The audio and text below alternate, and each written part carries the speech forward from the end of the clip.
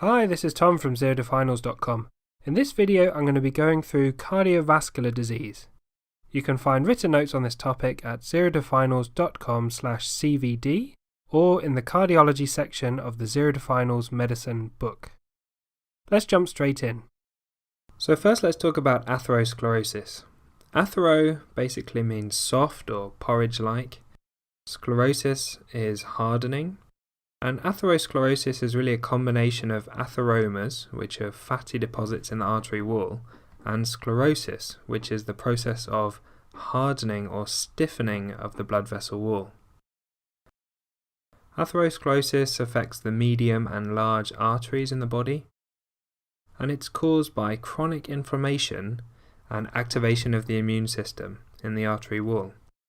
So this causes deposits of lipids in the artery wall, followed by the development of fibrous atheromatous plaques.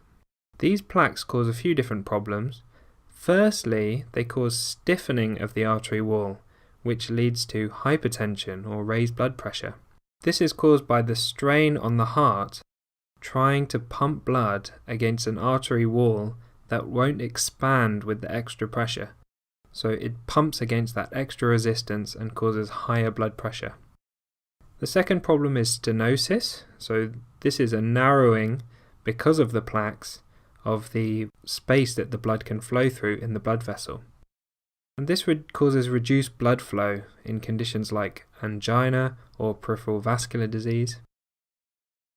And the third problem is plaque rupture, and this is where the plaque breaks off and gives off something called a thrombus that travels down the vessel and blocks a distal part of that blood vessel, leading to ischemia. And this is the main cause of acute coronary syndrome or heart attacks. So what are the risk factors for developing atherosclerosis? It's quite important to break down these risk factors into modifiable and non-modifiable risk factors. There's nothing we can do about the non-modifiable risk factors, but we can do something about the modifiable ones. So the non-modifiable risk factors are stuff like older age, family history, and being male. And the modifiable risk factors are smoking, alcohol consumption, poor diet, things like eating high sugar or trans fat diets and not eating enough fruits, vegetables and omega-3s, low exercise, obesity, poor sleep, and stress. There's certain medical comorbidities that really increase the risk of atherosclerosis, and these should be carefully managed to minimize the risk. And this is stuff like diabetes, type 1 and type 2, hypertension, chronic kidney disease, and then inflammatory conditions such as rheumatoid arthritis, because remember atherosclerosis is an inflammatory process, and atypical antipsychotics that might be used in schizophrenia. So here's a bit of a Tom tip. When you're taking a history from someone who you suspect has atherosclerotic disease, somebody presenting with chest pain or intermittent claudication of their lower limbs, ask them about their exercise tolerance, diet, past medical history, family history, occupation, smoking, and really think about what are their modifiable and non-modifiable risk factors. This will score you really highly in exams and is useful when presenting to seniors or deciding what somebody's risk of having that condition actually is. So what are the end results of atherosclerosis? Well, this is really when somebody has established cardiovascular disease. So there's things like angina, myocardial infarction, transient ischemic attacks, strokes, peripheral vascular disease, and chronic mesenteric ischemia, when there's not enough blood flow to the bowel. How do we prevent cardiovascular disease? Well, you can consider prevention of cardiovascular disease to fall into one of two main categories. Firstly, primary prevention, and that's trying to prevent cardiovascular disease in patients that have never had it. And secondary prevention, and this is when patients already have angina or they've had a heart attack or a TIA, and you're trying to prevent it from happening again. So the first thing is you want to optimize any modifiable risk factors. So you figure out what their modifiable risk factors are and then try to improve them. So he'd give them advice on diet, exercise, weight loss, smoking, alcohol, and treating any of their comorbidities, such as giving them really good control of their diabetes. Then you want to look at primary prevention of cardiovascular disease. And the way we do this in general practice is we perform something called a Q risk score, and at the moment we're on a Q risk 3 score.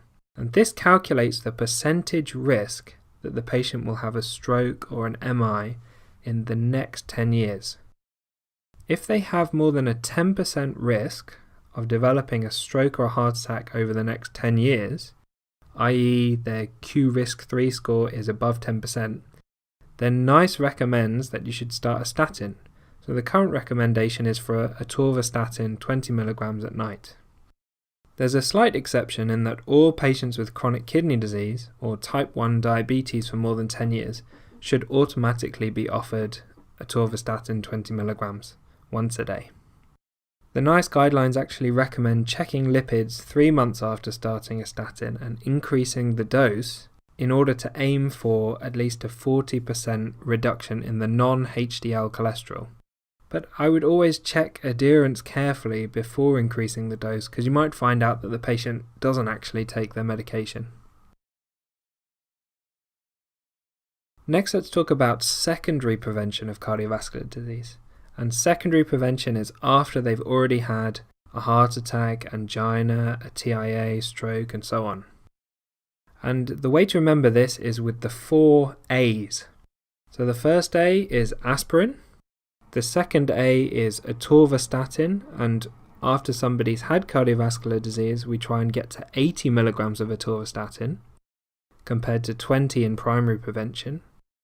The third A is atenolol, or any other beta blocker. Usually we use bisoprolol, and you titrate that beta blocker to the maximum dose that they can tolerate. And the fourth A is an ACE inhibitor. Quite often we use something like ramipril. And again, we titrate this to the maximum dose that they can tolerate based on their blood pressure and their symptoms. Just a final word on the side effects of statins. There's 3 major side effects that it's worth knowing about. The first one is myopathy, and this is where the statins cause some kind of problem with the muscle fibers in the body. So the patient might complain of muscle pain or weakness, and it's worth checking something called a creatine kinase, which is a breakdown product from muscles, and this will tell you whether they're suffering with myopathy or not. The second is it can rarely cause type 2 diabetes or worse, glucose control. And the third thing is very, very rarely statins have been linked with hemorrhagic strokes. But usually the benefits of statins far outweigh the risks, and the newer statins, such as atorvastatin, are usually very well tolerated and have little side effects. So thanks for watching. I hope you found this video helpful. If you did, don't forget there's plenty of other resources on the Zero to Finals website, including loads and loads of notes on various different topics that you might cover in medical school with specially made illustrations. There's also a whole test section where you can find loads of questions to test your knowledge and see where you're up to in preparation for your exams. There's also a blog where I share a lot of my ideas about a career in medicine and tips on how to have success as a doctor. And if you want to help me out on YouTube, you can always leave me a thumbs up, give me a comment, or even subscribe to the channel so that you can find out when the next videos are coming out. So I'll see you again soon.